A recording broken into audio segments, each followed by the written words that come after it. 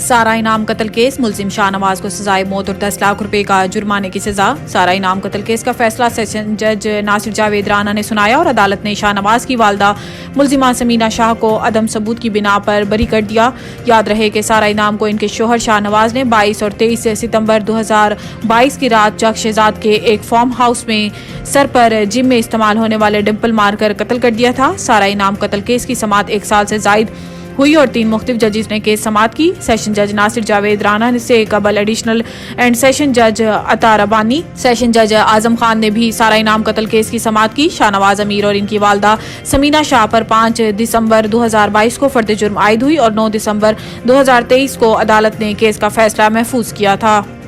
Lahore high court کے حکم کے بعد ڈی آر اوز کی تربیت روک دی گئی۔ الیکشن کمیشن نے 4 صوبائی الیکشن کمشنرز کو مراسلہ کر دیا، جس میں ہدایت کی گئی ہے کہ ڈی آر اوز اور آر اوز کی تربیت روک دی جائے۔ واضح رہے کہ گزشتہ روز لاہور ہائی کورٹ نے الیکشن کمیشن کی جانب سے عام انتخابات ایگزیکٹو سے کروانے کے نوٹیفیکیشن کو معطل کر دیا تھا۔ پاکستان تحریک انصاف کی جانب سے دائر پنجاب انتخابات ایگزیکٹو سے کروانے کے خلاف دائر درخواستوں پر جسٹس باقر نجفی نے 5 صفحات پر مشتمل محفوظ تحریری فیصلہ جاری کیا۔ فیصلے میں جسٹس باقر نجفی نے عام انتخابات ایگزیکٹو سے کروانے کا الیکشن کمیشن کا نوٹیفیکیشن معطل کیا اور درخواستوں پر لارجر بینچ تشکیل دینے کی سفارش کی۔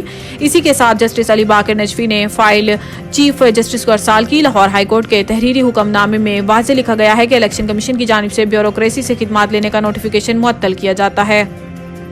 شوکت صدیقی کیس، سپریم کورٹ کی فیض حمید سمیت دیگر کو فریق بنانے کے لیے 1 روزوں کی مہلت۔ چیف جسٹس پاکستان قاضی فائز عیسیٰ کی سربراہی میں سپریم کورٹ کے 5 رکنی لارجر بینچ نے سابق جج شوکت عزیز صدیقی کی برطرفی سے متعلق کیس کی سماعت کی۔ جسٹس امین الدین خان، جسٹس جمال مندوخیل، جسٹس حسن اظہر رضوی اور جسٹس عرفان سعادت بھی لارجر بینچ میں شامل۔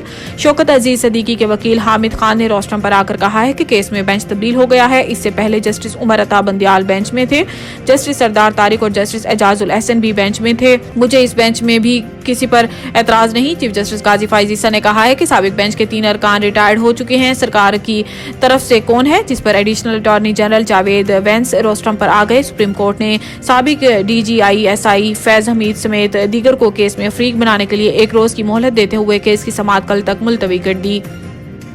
اڈیالہ جیل میں سائفر کیس کی سماعت ان کیمرہ ہوگی۔ پروسیکیوشن کی درخواست منظور۔ خصوصی عدالت کے جج ابوالاسناد ذوالقرنین نے پروسیکیوشن کی درخواست پر سماعت کی، جسے پروسیکیوشن نے سیکشن 14A کے تحت گزشتہ روز دائر کیا تھا۔ دوران سماعت FIA کے پروسیکیوٹر رضوان عباسی نے اپنے دلائل میں کہا ہے کہ آفیشیل سیکرٹ ایکٹ کے سیکشن 14 کے تحت سماعت ان کیمرہ ہونی چاہیے۔ حالات و واقعات کے تناظر میں خفیہ ٹرائل کا کہا گیا ہے اور سائفر سیکرٹ تھا تو سماعت بھی ان کیمرہ ہونی چاہیے۔ رضوان عباسی نے کہا ہے کہ چارج فریم ہو چکا ہے، شہادت ریکارڈ ہونا ہے اور شہادت ریکارڈ کرتے وقت سیکریسی کو مد نظر رکھا جائے گا۔ اس پر جج نے علی بخاری سے پوچھا کہ آپ سماعت کے دوران کہاں تھے؟